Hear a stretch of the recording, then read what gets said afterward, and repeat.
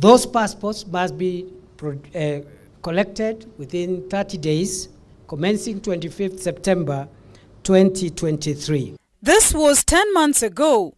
Full of hope and assurance, former Interior CS Kindiki Kithure assured Kenyans of streamlining the issuance of passports that had turned out to be a puzzle that could be resolved. Mr. Speaker, on the first issue of IDs. And after failing to resolve the stagnating issue, Kenyans through the Gen Z movement pushed for the dismissal of the Interior CS. The old and PWDs cannot access social safety net funds.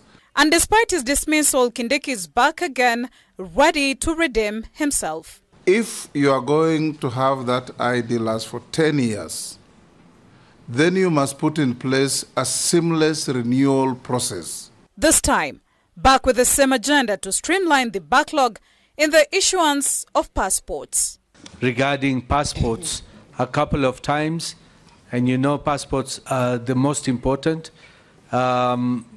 You initially said within a day, within a week, within 2 weeks, but apparently the passport issue has not been sorted out. We have cleared the backlog from 784,000 when it was at the highest, and today there is no backlog. We are issuing passports within 7 days, starting 1st of August, today.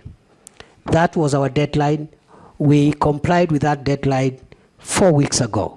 Our next deadline is therefore to bring the passport waiting period to 3 days by 1st of November this year. And despite his efforts to assure Kenyans again, a section of Kenyans still feel there's little if nothing that will be done to tackle the issue. The displeasure stretched online and those in the streets. Ukiangalia ilikuwa September na it's almost we are going to August September, so inaenda mwaka moja. I'm yet to receive, bado inasema production, yet nili update the prices zenye zilikuwa wanataka nikaongeza na bado sijaweza kupata. Ile shida tuko nayo ni kuwa kwa kweli wanaongea wanasema, lakini kwa ground haifanyiki. Nili apply 1st of September last year 2023. It's been like 11 months hadi sasa ndo nimeipokea. And as passport issuance and application continue being a challenge, the issuance of the new generation IDs is also another headache to the government. Between November 2023 and March 2024, Kindiki says a court injunction against the issuance of IDs brought about a huge backlog of almost 600,000 cards. With regard to the ID, the question by the Honorable Junaid Mohammed, the reason for the 10-year limit, there are two reasons. It's actually one reason. It's because of changes in technology. Unlike the ID we have, which has no security features, and therefore it can be timeless.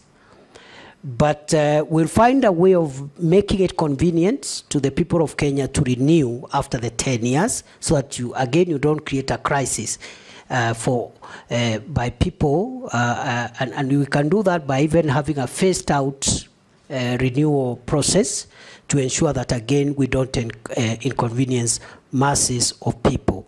So the problem is technology and the security features in the third generation ID. Kindiki has further gone ahead to explain why the new generation IDs will be renewable after every 10 years.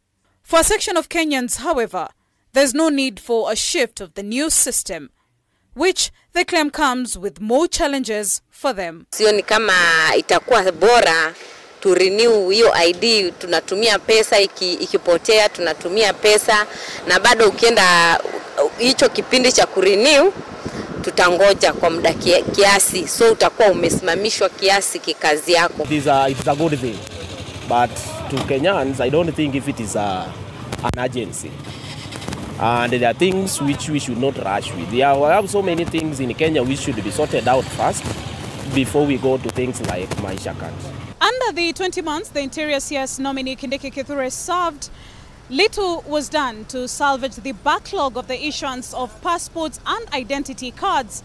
And as he redeems himself to be back at the helm of the ministry, many Kenyans have little hope that the same will be done right. Milia Kisienya, K24, Nairobi County.